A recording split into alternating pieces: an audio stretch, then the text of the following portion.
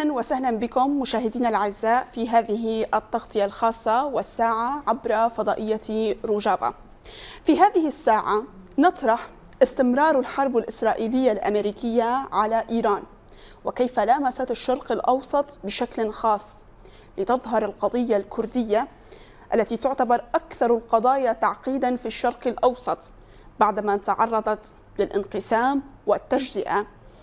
التجزئة التاريخية بحق كردستان تجزأت إلى 4 أقسام وتوزعت ما بين تركيا وإيران، العراق وسوريا. فكيف يمكن أن يكون دور القضية الكردية في هذه المرحلة الحساسة؟ القضية الكردية التي دائما تسعى ما بين الاندماج أو الانفصال أو إعادة كردستان من جديد، فماذا تحتاج في هذه المرحلة؟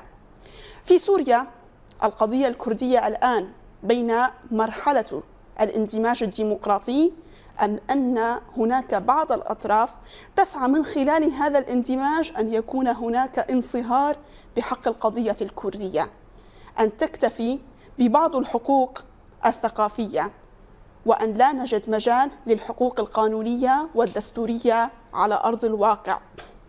القضية الكردية اليوم في أجزاء كردستان ال4 وتحديدا في المرحلة التي يعاني منها الشرق الأوسط، ماذا يقع على عاتق الكرد في هذه المرحلة؟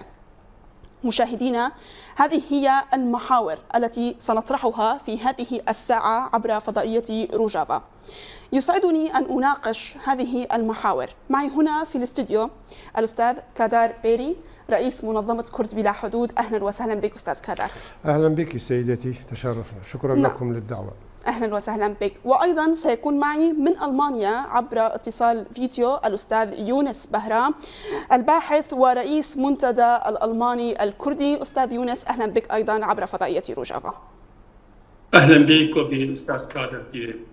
نعم، دعوني أن أبدأ مشاهدينا بالحديث حول هذا الموضوع مع السيد كادر معي هنا في الاستوديو.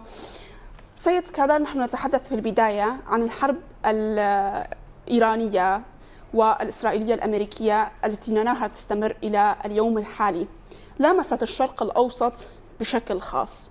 كيف ترى استمرارية هذه الحرب إلى اليوم وإلى ماذا تمهد للمرحلة المقبلة؟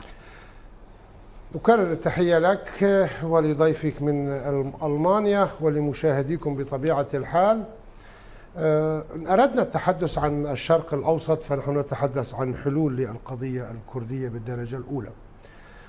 بكل تأكيد الكل ضد الحرب ولا أحد يريد الحرب أيا كانت الحرب، سواء كانت حروب داخلية ضد الأنظمة الدكتاتورية التي رفضت الاعتراف بحقوق الشعب الكردي، أو حتى حرب كالتي موجودة اليوم بين أمريكا إسرائيل من طرف والطرف الإيراني يعني كجهة أخرى. للأسف الشديد الإيراني حولها إلى أن تكون حرب لمحوره بالكامل، رغم بأنه بعد 7 أكتوبر تم قصقصة جنحان هذا المحور الذي كان يشكل خطرا على هذه المنطقة بشكل عام. قبل أيام كان بإمكاننا أن نتحدث، يعني قرابة الشهر مثلا، كان بإمكاننا أن نتحدث عن ضربة لإيران من أجل تهديد أو كي يعني تأتي لطاولة المفاوضات صاغرة تتخلى عن النووي والبالستي، مع العلم بأن الشعوب القاطنة في إيران الكرد وغيرهم من العرب الأحوازيين والبلوش هم يقتلون ليس بصواريخ بالستية أو بأسلحة نووية إيرانية، وإنما بقطعة من الحبل يتم إعدام هؤلاء الشباب. فكل يوم معدلا هناك 4 حالات إعدام تقوم بها حكومة نظام الملالي في طهران. بالعودة إلى صلب موضوع سؤالك وصلب الموضوع، هذه الحرب لا يمكنها أن تبقى بهذا الشكل. ما نسمعه من الرئيس الأمريكي حقيقة أنا لا يمكنني أن أحلل أو أضعها نقطة ارتكاز كمستند لتحليل ما تصريحات الرئيس الأمريكي، لأنه يتحدث الشيء ونقيضه في نفس اليوم، وربما أن طال الأمد به ليوم آخر يتحدث نقيض نفس الشيء. عقلية غطرسة، عقلية عدم معرفة بالمنطقة وبجغرافية المنطقة وبتاريخ هذه المنطقة. فنتحدث كدولة أمريكا كدولة مؤسسات إن كان هذا الشكل الذي ستنتهي به سيبقى نظام الملالي، فهذا يعتبر نصر كبير لحكومة الملالي رغم الهزيمة التي ألحقت به، رغم بأن خسر الكثير من قياداته، ربما الصف الأول والثاني والثالث حتى، لكن سيكون لأنه نظام بني على عقيدة يؤمن بأنه إن بقي شخص واحد فسوف يستمر، فسوف يبقى غطرسته على شعوب هذه المنطقة.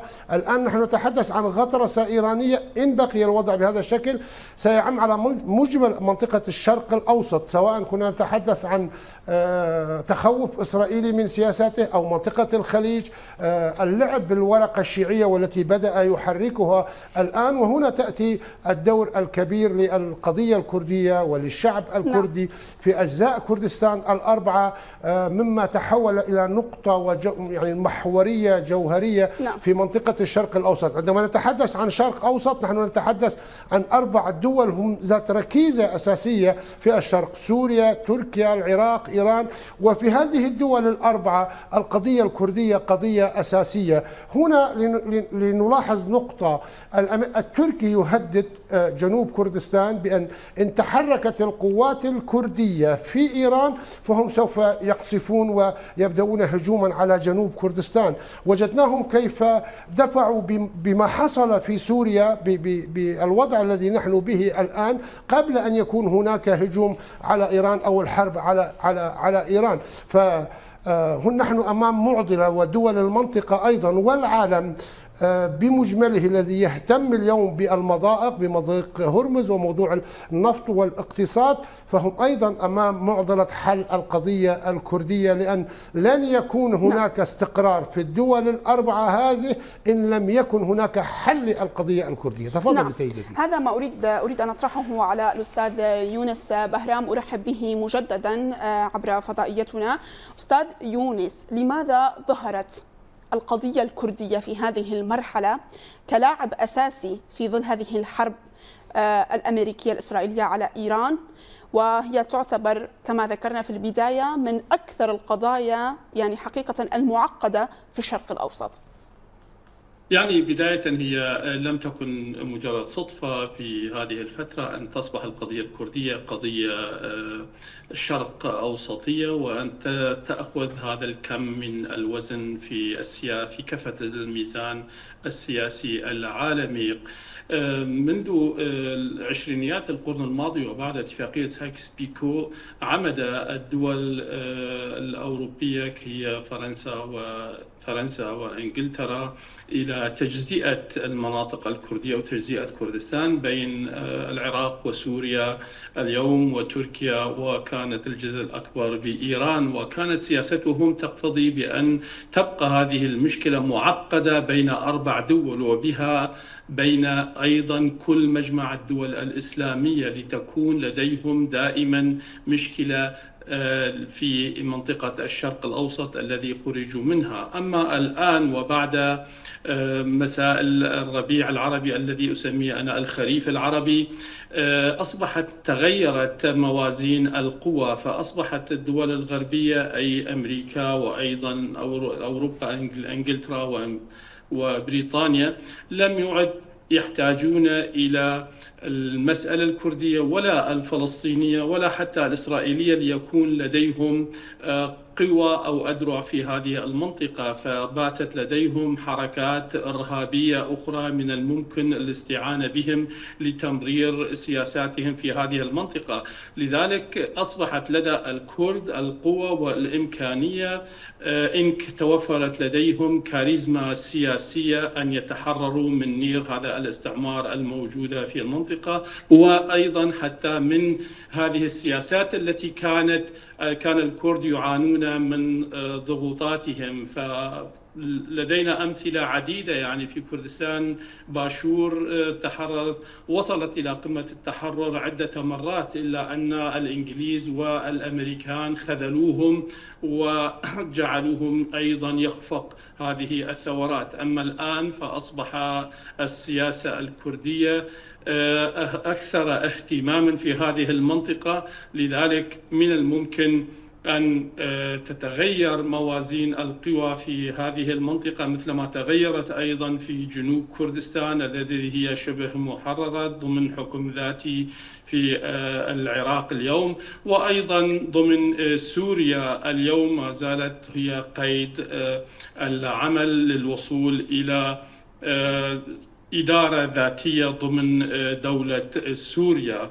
وأيضا في روجيلات كردستان هناك الإمكانية الكبرى من الممكن أن يستغلها الكرد الوضع الحالي، والذي هي في أضعف أوقاتها الآن وفيما بعد إن أكمل الأمريكان والإسرائيليين هجماتهم على إيران. فإيران لم يكن في يديها سوى هذه الصواريخ البالستية التي تطلقها من مكان إلى آخر.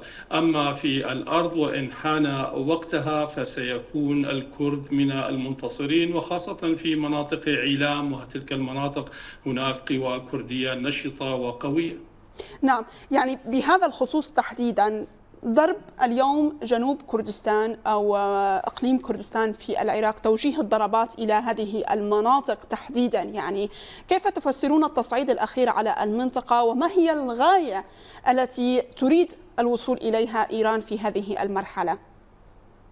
ضربات باشوري كردستان تعيدنا بالذكرى إلى ثمانينيات القرن الماضي قبل إعدام المقلوع صدام حسين. فكانت هناك اتفاقيات ثلاثية بين إيران والعراق وأيضا تركيا.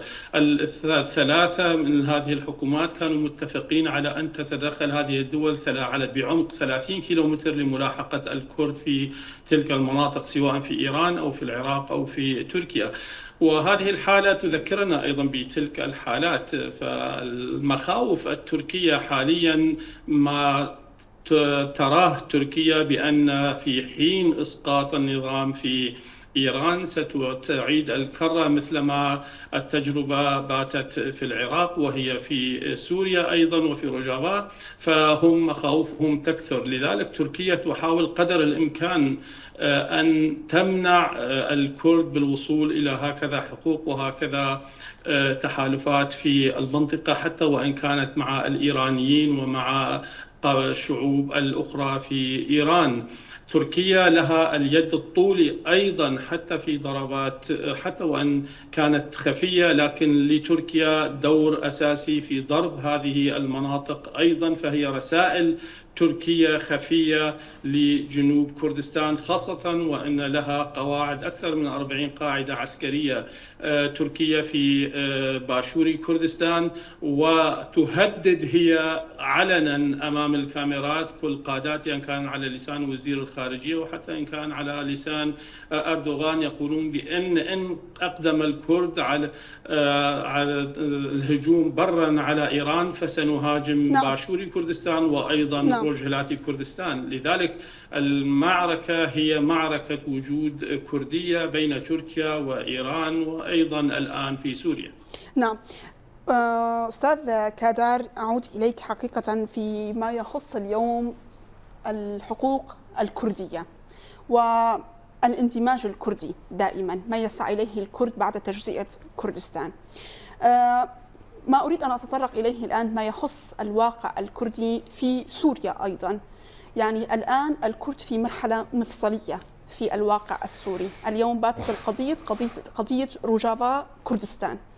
كيف ترى المرحلة التي وصل إليها الكرد تحديدا بعد اتفاقية 29 يناير؟ كيف ترى تأثير هذه الحرب التي حصلت ما بين أمريكا وإسرائيل على إيران؟ كيف أثرت على واقع الكرد في سوريا أيضا؟ اسمحي لي في البداية أن أتحدث وبشيء من الشفافية وعبر برنامج بتغطية خاصة هذه. نعم، تفضل. ما يحق للآخرين ليس حكرا لهم فقط، ما يحق للآخر هو يحق لي أيضا. عندما نتحدث عن حق تقرير المصير للشعوب عن القضية الفلسطينية أو أي شعب آخر سلب حقه، فهذا أيضا من حق الشعب الكردي. من حق الشعب الكردي أن يكون له خياراته الخاصة بإقامة دولته الخاصة به، ربما هناك سياسات دولية، أنا أتحدث هنا عن كردستان بمجملها، عن أجزاء كردستان الأربعة، ربما هناك سياسات دولية تمنع أن يكون هناك دول جديدة، ووجدنا هذا الأمر ليس فقط في كردستان وإنما أيضا حتى في أوروبا. الاستفتاء الذي حصل في إقليم كاتالونيا كانت النسبة تجاوزت 90% بأنهم يريدون الانفصال عن إسبانيا، ولهم كل مقومات أن يكون لهم دولتهم كشعب، كحضارة، كتاريخ، كلغة، ككل شيء، حتى كاقتصاد مستقل. لكن وجدنا بأن قياداتهم دخلوا سجون، والتجربة تكررت في إقليم جنوب كردستان، لأننا نعلم بأن هناك أعداء للكرد. إذن الكرد اليوم يتحدثون بواقعية وبعقلانية لحل قضيتهم. عندما نتحدث عن كونفدرالية ديمقراطية أو كونفدرالية في منطقة الشرق الأوسط وعدم نكران حقوق الآخرين، فهذا ما يطمح إليه الشعب الكردي، كي لا يكون هناك نكران لحقوق الكرد.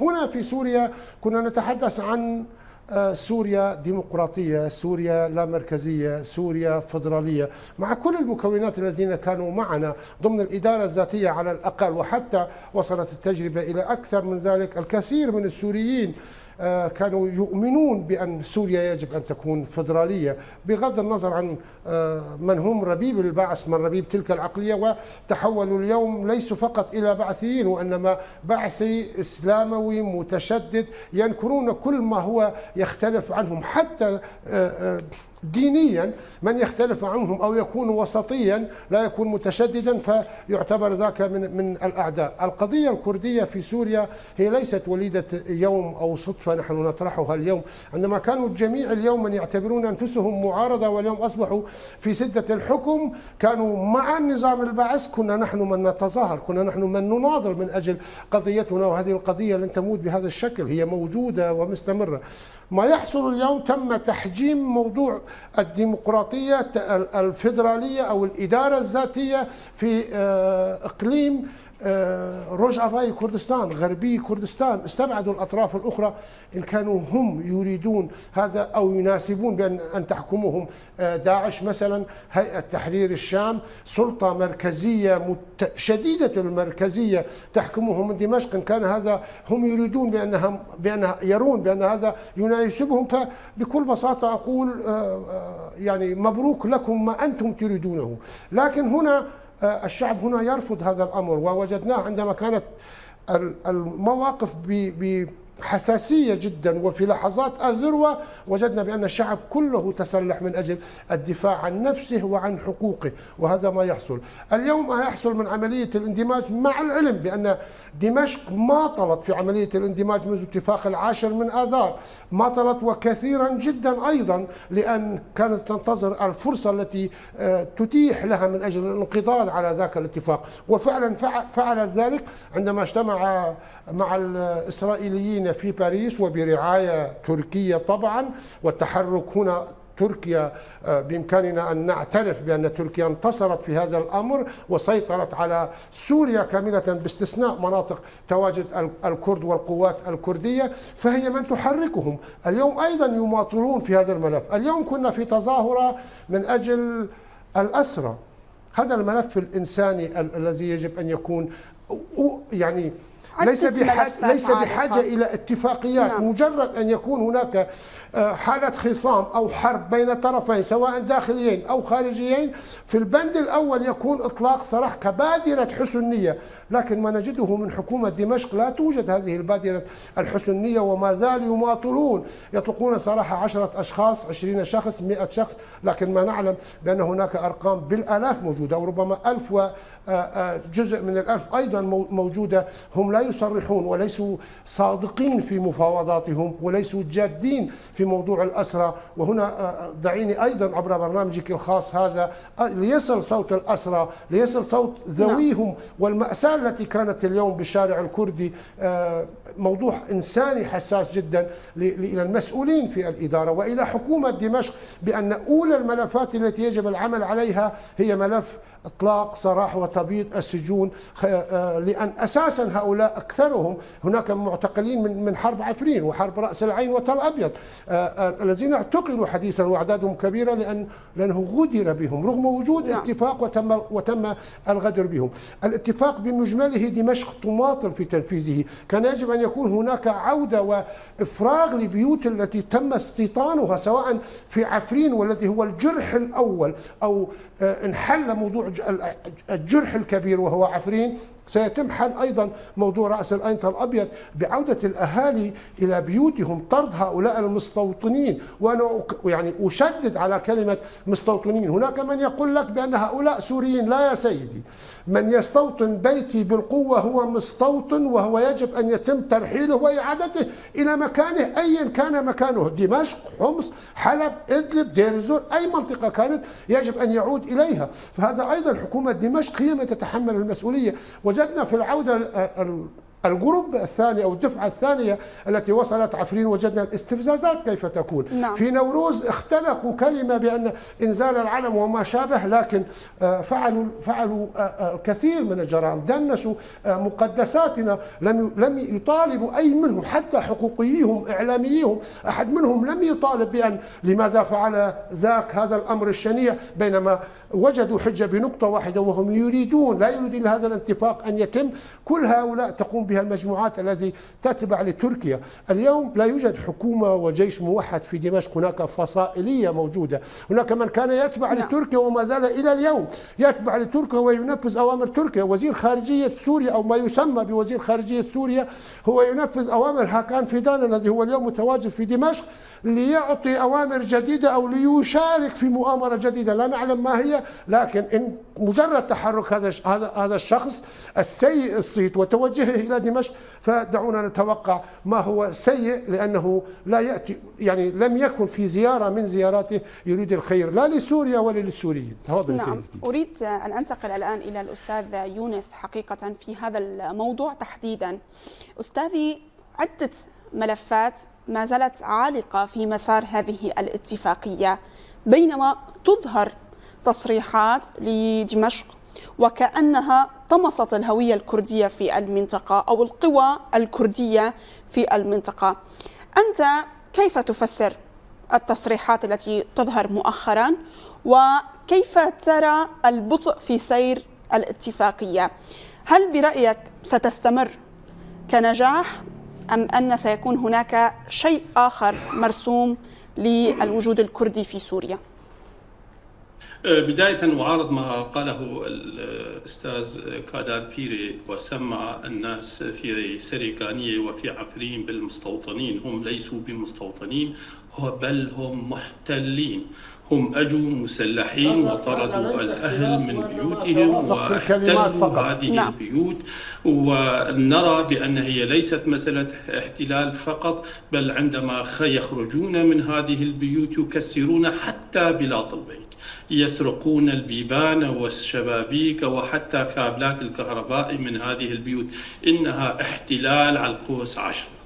لذلك فلنرجع مسألة الاندماج. أستاذة ميتيا، هي عملية أو بالأحرى دمشق تحاول أن تطبق سياسة العصا والجزرة. وقعت اتفاقية 29/1 مع الإدارة الذاتية أو بالأحرى مع قوات سوريا الديمقراطية تحت ضغط دولي كان مجبورا بها. لذلك تحاول وعن طريق تركيا أن تماطل بتنفيذ هذه الأجندة أو هذه الاتفاقية. فإذا كانت هناك يعني مسألة الاندماج وإن كانت جدية، عملية الاندماج لابد أن يكون من الطرفين، يعني قامشلو ودمشق يجب أن يندمجا الاثنين مع بعضهما البعض. لكن ما نراه نحن على الأرض هو اندماج طرف واحد ضمن الطرف الثاني، أي هي الطريق معبد عن طريق الاندماج إلى الانصهار ضمن الفصائل المتواجدة في دمشق أو ضمن ما يسمى بالسلطة في دمشق. وهذا ما يريدونه سلطات دمشق بتطبيقها أن يحاولوا قدر الإمكان التناسي بتطبيق هذه العملية. إن كانوا جادين فعلا، فلما الكرد لهم دائما فقط الحق في أن يكونوا المستشار الثاني والثالث، وربما في بعض الجهات حتى لا يحق لهم أيضا المشاركة؟ لما ليست لهم الحق حتى في رئاسة الجمهورية وأن يكون وزير الدفاع بدل أن يكون هو المستشار الثاني في هذه المنطقة؟ كون الكرد ليسوا بأقلية في هذه المنطقة مثلما هم يكررونها على لسان الأتراك أيضا، أو يكررون السياسة التركية هناك.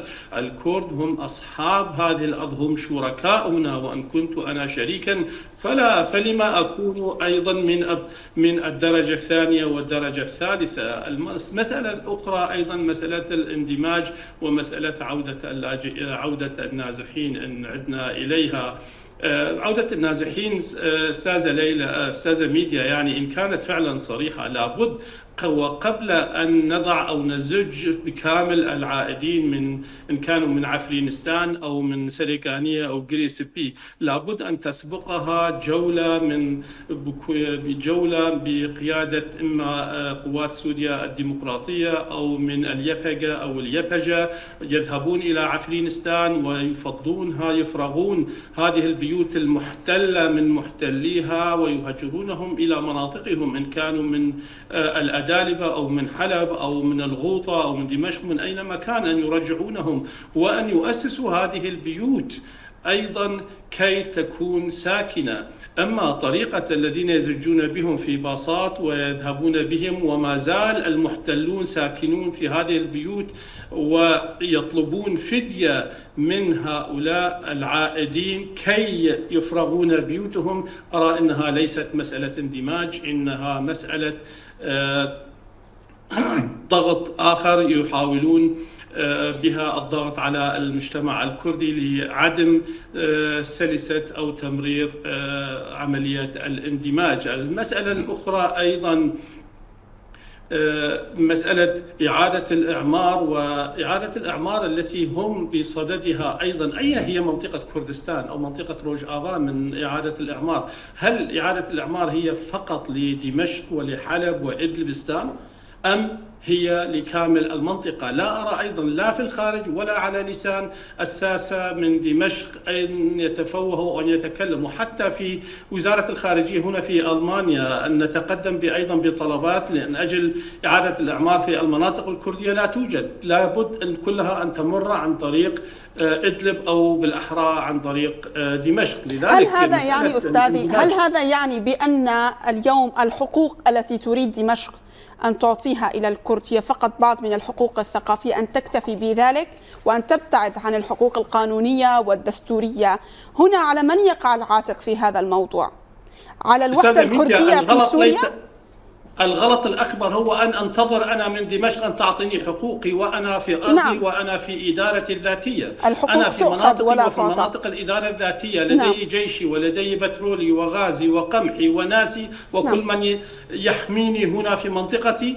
أنا تحررت قبل أن يكون الجولان، قبل أن يكون أحمد الشرع اسمه الشرع بل كان اسمه الجولاني. أنا حررت وكنت في عملية وحكومة مدنية. من الغلط أن أنتظر من دمشق أن يعطيني حقوقي هنا. أنا شريك في هذه الحكومة ويبدو أنهم لا يعرفون هذه المسألة. الكرد هم شركاء هذه المنطقة، الكرد ليسوا بأرمن وليسوا بتركمان في هذه المنطقة، الكرد أصحاب جغرافيا شعبا وأرضا في هذه المنطقة، ولا بد تطبيق ولا بد التعامل معها بهذا الأسلوب وليس بأسلوب آخر، أن ننتظر أن يوظفني موظف في دمشق من الدرجة الثانية أو الثالثة، وهذا هو الغلط، وهذا هو الغلط في عملية الاندماج.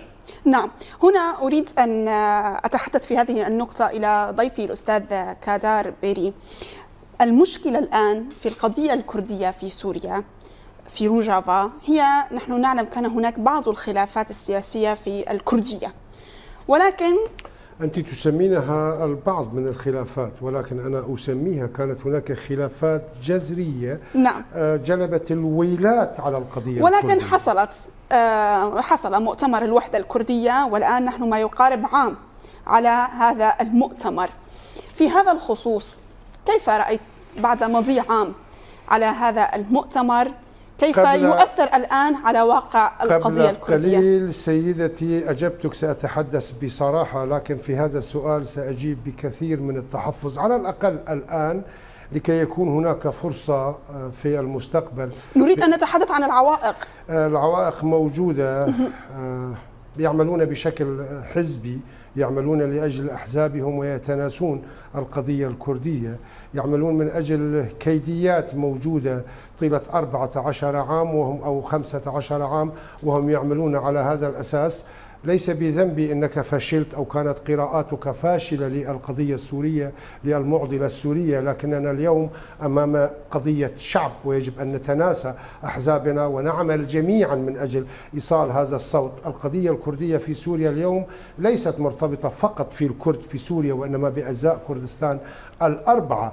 قبل الخوض في هذا الموضوع ده فقط مع الضيف من أستاذ يونس المحترم من ألمانيا، نحن لسنا مختلفين في الصيغة، فالمستوطن هو بنفسه محتل. نعم. هو احتلال بحد ذاته.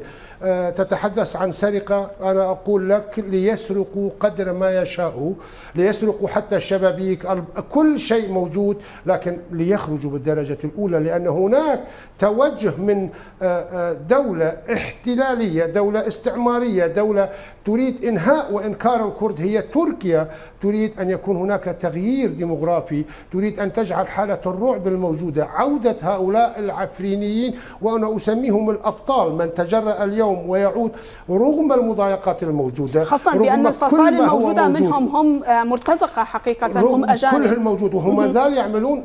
لا يوجد شيء اسمه جيش سوري موحد وأوامر من وزير الدفاع، كل هذا الكلام يعني أعتبره هراء، لأن تلك الفصائل وتلك المجموعات ما زالت تعمل بأوامر تركيا، وهي تعمل لخدمتها ولأجنداتها ولا تعمل لأجل سوريا. إن كانوا يبحثون عن حلول لسوريا فما طرحناه من أجل كل سوريا هو ما يناسب سوريا. سوريا متعددة الأعراق الديانات، فهذا ما يناسب سوريا، لا يناسب سوريا تنظيم متشدد سلفي. لكن أيضا أقول للأستاذ بأن هناك سياسات دولية فرضت هذا الأمر. ما كان مفروضا أو ما يخططون له هو إنهاء الكرد وإنهاء القضية الكردية في سوريا بشكل عام. مجرد اليوم ما زال استديوهاتكم موجودة، وهي والكل يعلم بأنها استديوهات تتبع لهذه الإدارة أو تتبع للكرد، بالرغم أننا نتحدث العربية لتصل رسالتنا إلى الأخوة العرب وإلى حكومة دمشق، فهذا يعني أننا موجودون ومنتصرون، وهذا ما سيكون في إيران إن أرادوا أن يصلوا معها اتفاقات. هناك سياسات دولية فرضت هذا الواقع السيء الذي موجود فيه سوريا. سوريا لا يناسبها أن يكون من كان مطلوبا كإرهابي وعمل لتنظيمات إرهابية يعني دوليا معروفة، وكثير من قياداته على لوائح الإرهاب الأممية حتى. فأبو شقرة مثلا الأمم المتحدة تطالبه كإرهابي. فكل هؤلاء أتوا بهم لمصلحة ولخدمة معينة في نقطة ما. اليوم يتحدثون حسب معاريف الإسرائيلية، وهي الجريدة الأكثر انتشارا والقربا إلى الجهات الأمنية والاستخباراتية الإسرائيلية، تقول بأننا مع الجولاني سنقوم بضرب حزب الله في لبنان، فلديه مهمات سيقوم بها. كان من المقرر إنهاؤنا، لكننا بقينا بسياسات الإدارة بالوحدة الكردية التي وجدت. الكردية الشعبية. نعم الحالة الشعبية والخطر الموجود على الكرد هي من كسرت هذه السياسات. وحدة الشعب الكردي في روجافاي كردستان، في غربي كردستان، واتحادهم بعيدا عن سياسة الأحزاب وحملهم للسلاح هي من حمت هذه المنطقة وأفشلت مخططاتهم. طبعا لا ننكر دور إقليم كردستان ودور الكرد في أوروبا والعمل الجبار الذي قاموا به من أجل دعم أخوتهم هنا في روجافاي كردستان، وأيضا في شمال كردستان في باكوري كردستان. كل هذا مجتمعة هي نتائج أولية لعملية الوحدة الكردية وكيف سيكون نتائجها على قضية الشعب الكردي. إذن كأحزاب، كشخصيات سياسية إعلامية، أن نفكر بهذا المستوى بأن نصل أننا الوحدة الكردية هي هدفنا من أجل حماية أنفسنا، لأن حقيقة الأمر اليوم نحن في يعني أخطر مرحلة تحيق ليس في روجافا كردستان، الخطر الكبير اليوم هو في جنوب كردستان، في سليمانية وهولير وزاخو ودهوك. الخطر الكبير هناك، وما يحصل من قصف هذا تمهيد لما تريده السلطات الإيرانية والتركية معا.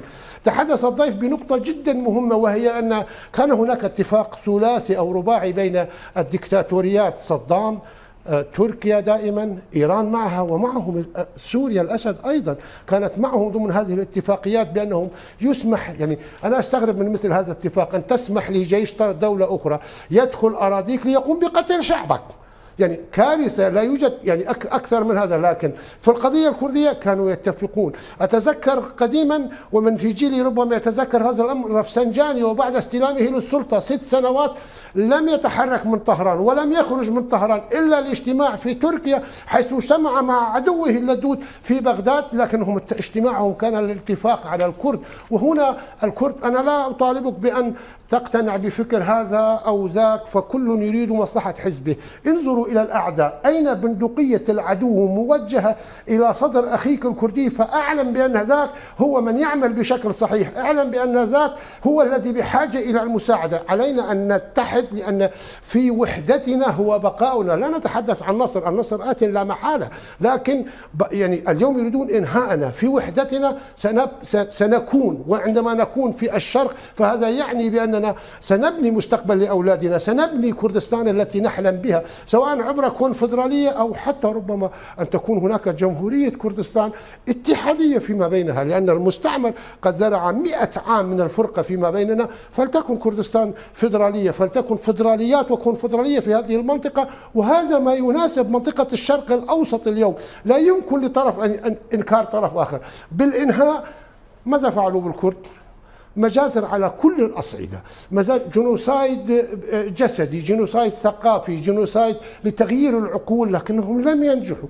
ما زال الكردي ينادي كرد، ينادي أنا الكردي موجود هنا على أرضي ومستمر رغم حالة الهجرة التي حصلت. لكن في غرب كردستان موجود، في جنوب كردستان رغم الهجرة المليونية التي كانت تصيبهم، لكنهم عادوا وبقوا. وكذلك الأمر في روجهلات، تلك الأراضي المقدسة، ذاك الشعب الجبار في روجهلات كردستان الذي كان مغيب إعلاميا عن كل المجازر التي تحصل بحقه. ونفس الأمر بالنسبة لشمال كردستان، باكوري كردستان، ما زال الكرد موجودون ولا يمكنهم إنكارنا. لذا نتحدث عن فكر موجود يطرح حلولا دون أن تكون هناك حروب، لأن مللنا، سئمنا الحروب، لا نريد المزيد من الدماء، لكن إن فرضت علينا فنقول فقط لا حول ولا قوة، سندافع عن أنفسنا. هذا يعود، نحن نعود إلى مخض السؤال التي تحدث عنه، بيعود إلى الوحدة الشعب الكردي.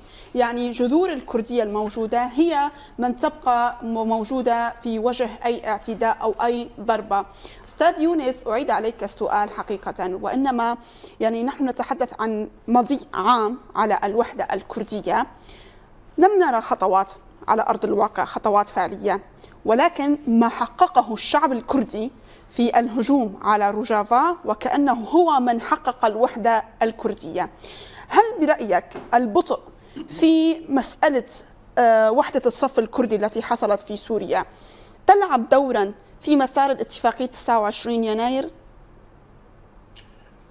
طبعا مثل ما تفضل الأستاذ كادر، يعني الوحدة الكردية هي التي حركت العالم بالكامل، ليس فقط على الصعيد الشعب الكردي في روجافا، وإنما ما قام به كرد روجهلات وما قامت به سليمانية وأربيل، وأيضا في باكوري كردستان، وحتى كردستان دياسبورا. يعني شوارع أوروبا كانت تهتز. أتذكر يعني في ليس ببعيد. يعني في مدينة كولن وبون كانت أكثر من 100,000 200,000 متظاهر يخرجون مع بعضهم البعض ضد هذا العنف المستخدم ضد كرد روجافا. الوحدة الكردية باتت أمر واقع يتقبله ويريده الشعب الكردي مجملا. عندما كنت أرى أمام التلفاز أو أمام الكاميرا طفل يصبغ القندرة ويقول هذه يوميتي وأتبرع بها لإخوتنا في روجافا، كذلك تلك المرأة الجبارة التي تبرعت بقيمة الدواء السرطان تبعها لروجافا. هذا تدل كلها على وحدة الشعب الكردي في المنطقة، وهي تؤثر عمليا على كامل سياسات الشرق الأوسط، وأثرت أيضا حتى السياسات الأمريكية عندما رأوا القوة الكردية التي مثل موج البحر باتت تسونامي ضربت المنطقة.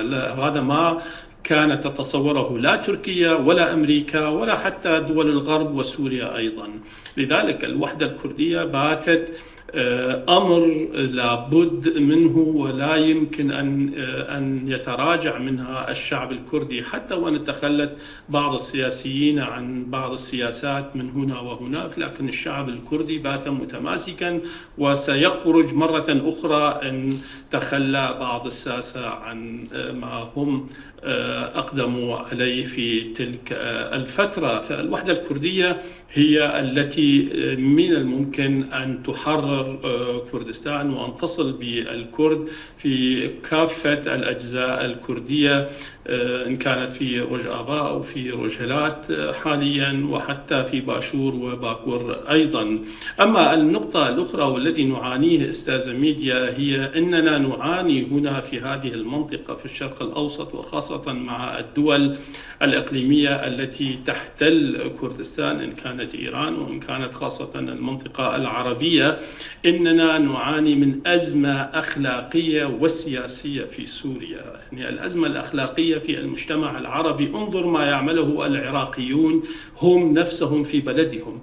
يعني العراقي الشيعي يقذف مطاره، يعني يدمر مطاره ويدمر مطاراته وفنادقه ومراكز الغاز ومراكز البترول، يعني يدمر بلده بيده بطلب إيراني. وهذا ما نلاحظه أيضا حتى في السورية، الأخلاق المنعدم في المناطق العربية في سوريا. يعني هم مستعدون أن يدمروا ودمروا أيضا كامل سوريا حسب الطلب التركي أو طلب بعض الدول الإقليمية أيضا مثل قطر. فنحن الآن نعاني من لا دولة. حكيت هذا الكلام في عدة مناسبات في التلفزيون. لا توجد لدينا دولة، يوجد لدينا سلطة فصائل منتمية لدول إقليمية وخاصة تركيا. سوريا اليوم تحكم من فندق فور سيزن والتي تستوطنها استخبارات قطرية واستخبارات تركية ووزارة الخارجية التركية، وهم من يديرون دفة الحكم في سوريا اليوم. لذلك نحن نعاني الأمرين. الأمر الأول هو مسألة الحفاظ على أقل المكتسبات التي نحن اكتسبناها، والثانية نعاني من كيفية التعامل مع هؤلاء الفصائل المنتمين لكل شيء. ما هي سبل الحل المطروحة؟ فإذا ما هي سبل الحل المطروحة الآن للوجود الكردي للقضية الكردية في سوريا؟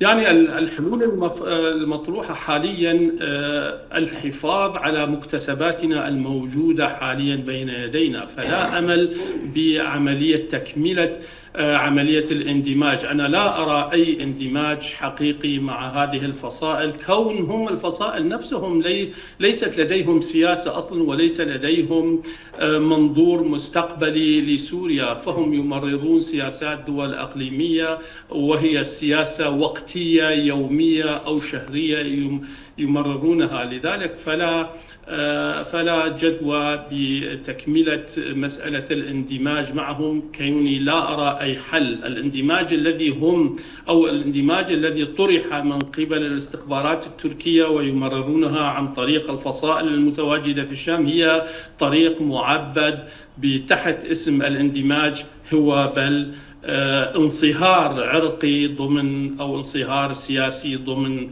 سياسة الفصائل الموجودة في دمشق. نعم أستاذ كادار، يعني حقيقة ضيق الوقت يفرض علينا بأن نختصر بعض من المواضيع حقيقة، وإنما كل ما تحدثنا عنه يحتاج إلى ساعات طويلة. 3 مواضيع، كل موضوع بحاجة إلى عشرات الحلقات وتريدون دمجها في حلقة واحدة. تفضل. نعم، ختاما أستاذ كادار، يعني اليوم طرحت سؤال قبل قليل على أستاذ يونس، سبل الحل الآن للمسألة الكردية نحن في بحاجة سوريا. إلى صبر كثير، وأنا يعني بعيدا عن أي شرح، لا يمكن خلط الزيت بالماء، فمهما خلطته سيبقى منفصلين، خاصة ما نشاهده من تصريحات ومن أفعال وما يسنده من سياسات إقليمية في هذا الموضوع. مجمل القضية الكردية مربوطة فيما بينها جدليا بكل الوسائل التي ممكن أن نفكر فيها، هي مربوطة. وحدة الكرد في قوتهم، وهذا ما يحصل اليوم بعيدا عن التصريحات لفلان أو علان، لكن ما أعلمه ربما حتى لديه معلومات حول هذا الموضوع بأن قيادات الكردية في أجزاء كردستان ال4 متفقة فيما بينها على كيفية سير العمل. إيران لن تسقط أو حكوماتها من الخارج مهما قصفوها بأي أسلحة كانت لدى أمريكا وإسرائيل. إيران ستسقط من الداخل، وإيران يجب أن تسقط، لأن إن لم تسقط إيران سيكون إيران بعد هذه المعارك بعبعا وخطرا كبيرا على المنطقة ككل، ستتحول إلى أخطبوط أكثر مما كان. إن كانوا يتحدثون عن هلال شيعي وبدر شيعي، ربما يتحدثون اليوم عن شرق أوسط شيعي، وهذه هي عقليتهم. تركيا ستتحول بنفس الموضوع ونفس المسار كقوة ضاربة، كدولة ديكتاتورية احتلالية تريد المزيد. لذلك يجب إسقاط نظام الملالي، وهنا الدور الأكبر سيكون للكرد، والنجاح الكرد في أي جزء هو نجاح للأطراف الثلاثة الأخرى. كردستان إن انتصر الكرد في روجهلات كردستان فهذا يعني أمان وانتصار في روج أفاي كردستان، وفي شمال كردستان، وفي غربي في جنوب كردستان. تركيا أن لم تكن تدرك بأن هناك قوة كردية موجودة وأن قضية الشرق الأوسط مربوطة بالكرد لما دخلت عملية. أنا لا أؤمن بأن التركي يريد السلام، لأنه هكذا عرفناهم، هكذا هو تاريخهم، هذا هو ماضيهم. إن لم يعترفوا بجرائمهم السابقة فهم على نية بأن يقوموا بجرائم جديدة. لذلك لجوءهم لعملية السلام هي خوف مما ينتظرهم، ونتأمل كما يقول بالمثل ليقعوا في خوفهم. نعم، جزيل الشكر لك أستاذ كادار بيري، رئيس منظمة كرد بلا حدود. كنت معي هنا في الاستوديو، وسعيد جدا أيضا بالحوار مع ضيفي من ألمانيا. كان معي الأستاذ يونس بهرام، باحث ورئيس منتدى الألماني الكردي. شكرا لوجودكم معي، يعني حقيقة ساعة حوار كانت مهمة جدا لأسئلة تطرح اليوم في أذهان الشعب الكردي وفي الشارع السوري اليوم بشكل عام. جزيل الشكر لوجودكم معي، وأيضا للسادة المشاهدين. كنا معكم في هذه الساعة عبر التغطية الخاصة. شكرا لطيب المتابعة، إلى اللقاء.